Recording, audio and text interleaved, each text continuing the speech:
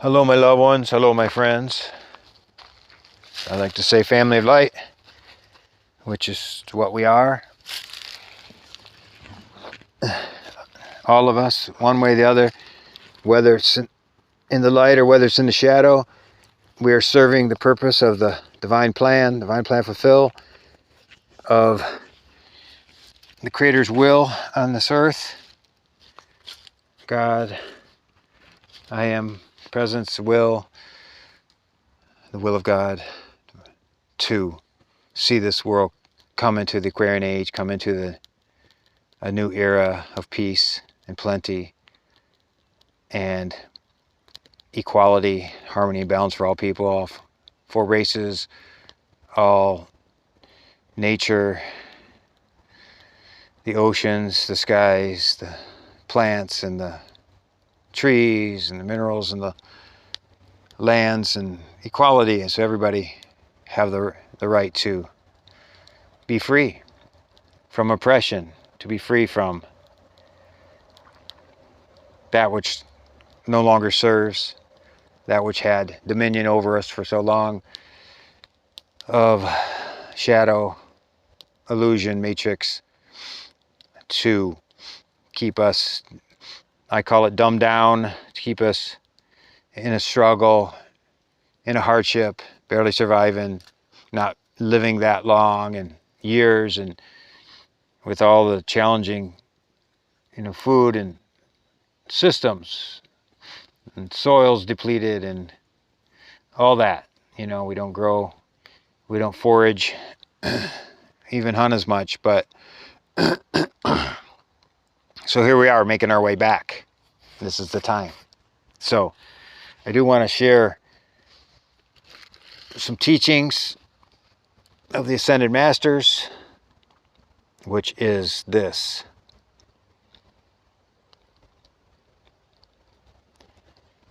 This book was brought forth from the Ascended Masters. This book is written by Kuthumi, which is one of the great beings who's in the Ascended Plane, and also from Master Jesus Christ. The two of them to teach all the way through this book. And this is the etheric retreats that are around the mountain ranges and around the sacred sites all around the world. They teach it in the dream state. And people can go there. You can ask to go there and learn. And these were all brought forth through these retreat meetings. Believe it or not. Believe it or not. The only way you can know is if you study the stuff, if you feel the resonance, but when you hear these words, there's a strong, not only purity, but massive wisdom and massive, you can just feel the truth in them. So I do want to read this particular chapter to you guys. Just feel it out. It's under the title of Chronoclass Lesson 37, Immortality. And this is a term called perfection. Be ye therefore perfect. And that is from the Bible. And of course we all know no one is perfect, but Christ, of course. But we can perfect the best we can perfect. And that perfection is living with God consciousness, within and without, and being pure souls, as pure as we could possibly be. And they're the ones saying it here, not me. To those who would return to the Eden of conscious immortality, the right of immortality, the goal of every man who retains the great truth of illumination's golden flame within his heart, or her heart, is a ceremony of eternal purpose released into a time-spatial dimension by the light of God that never, never fails. Entrusted to the children of God are many mysteries wearing the disguise of simplicity, yet these stand as pillars of truth to reveal the most profound laws governing immortal manifestation. When ignored by men, these great laws nevertheless continue to act, for they are living truth. The penalty for unbelief or inattention to the laws of God is a false sense of existence, entertaining drudgery, mortality, oppression, and darkness. Quite the reverse of the God intent of the soul's exaltation unto the glory of eternal life! Exclamation. Let divine knowledge be increased concerning the heart and intent of spiritual mastership. At the same time, let gratitude be expressed by all who are the conscious recipients of each petal of loving truth, which forms a carpet of fragrant reality beneath the feet of man's own real identity. The passions of restless minds are best stilled in the rapture of godliness. Therefore, the eternal search must go on, and thus none must ever turn back from pursuing the wonders of God's love for man. Mighty spiritual power may be expressed in a childlike way with sweetness and uncomplicated simplicity. But in the eternal Christ man, it is always expressed through the wholeness and maturity of immortal concepts. Thousands of years ago, in ages dimly recorded in the archives of men, and all but forgotten in their subconscious memory, events were forged in iniquity, which drove men from the Eden of conscious immortality into the thraldom of the senses and the thorny pangs of death, sorrow, and parting. Never, no never, in all the chronicles of heaven has one iota of divine intent ever predestined the sons and daughters of God to the fearful events precipitated upon the screen of life by mortal disobedience and doubt. You got to follow the spiritual laws.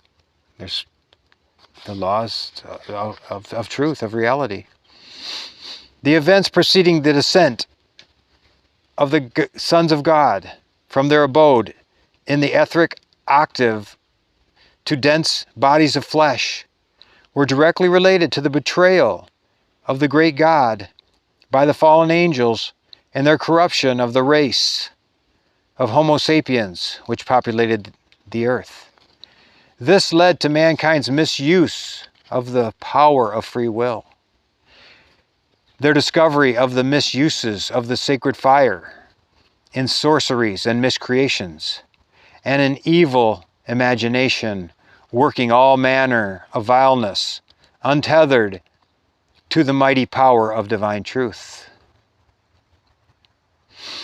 Is it any wonder that the blessings of immortality are so intimately related today to the golden flame of illumination, to the use of that flame through the reopening of the crown chakra, the spiritual center focusing the all-knowing mind of God, and to the recognition by man that he is a son of God descended from on high, a pilgrim in a darkened world?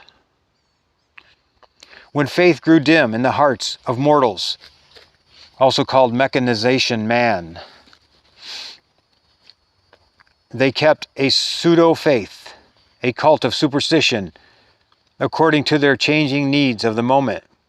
They knew not the one God, but only the relative good and evil of their super-gods, Nephilim. They identified with the shifting sands of time, place, and season without realizing that their attention upon error was being transmitted and absorbed by nature.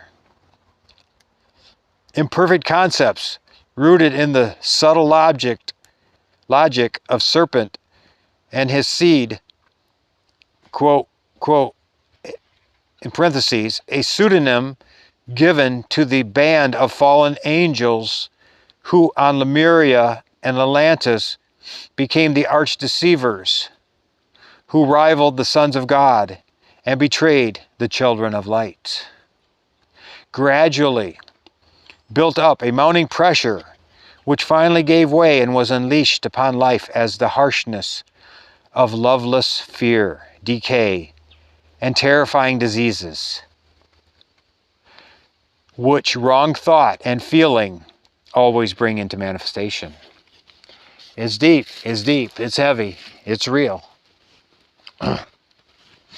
In those long departed days of perfection, communion with the wonderful source of all had made the happiness of the sons and daughters of God supreme, enabling earlier root races to fulfill the purposes of higher octaves, uncontaminated by human reason. Life unfolded like a flower of Edenic beauty, and the obedient ones, children of the light, bask in the sun of eternal happiness. Meanwhile, error was taking form in the depths of the astral plane like a giant squid poised to poison the clear waters of the Earth Mother, bedim the truth of being. In quotations, the sun behind the sun of manifestation. The truth of being. And destruct. They intended to destruct the embryonic civilization and path of individual mastership, which was gently blazing in the temple of an infant life wave upon this dear earth. I am come today in this Corona class to speak to all who yearn to teach and know the fullness of merciful, transmutative love, and to find their way back to this glorious state of perfection they once knew. Life, immortal life, is within all. It exists as a tiny flame of perfection, fanning hope into a bright beacon into the minds of many devotees of truth, but bestowing upon the divinely perceptive few the living way to overcome the last enemy, which is death. Your dedication, precious hearts of light, join with my own to destroy this death and the hell that is the abode of the godless dead. Does clear the way for mortal life to take command, dominion, and control over your life streams from the threefold flame enthroned on your heart's altar, which you can research the threefold flame.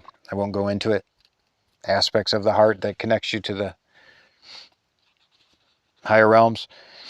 By God direction, and the only thereby man returns. By God direction and only thereby man returns to the state of grace, whereby heaven is secured in the present, rather than postponed by doubt or uncertainty. The laws of man's destined immortality and living grace can never be broken except in the life of the individual who woefully abuses the precious gift of free will. Therefore, each obedient one, by cosmic law, does come to a place of comforting inner awareness. The long dark night is past, and the dawn floods the soul with peace and restored hope of return to heavenly grace, attainable here and now. All who break the law of eternal truth in outer consciousness, by diverting their attention away from life, fixing it on the ways of death portrayed in the mass media, do not do so with impunity. And the day-to-day frustrations encountered by men are visible proof of this law. It is so well known in our octave as to be elementary that the Godhead desires only to deify man, that is, quote, quote, to glorify as of supreme worth, i.e., to make man godlike in his complete soul identification with the spirit of deity. By giving him his full release and freedom from oppressing circumstances of karmic retribution. Ouch! Gotta fix my fire. And it's a hot one. Pretty dry right now. I'm gonna continue.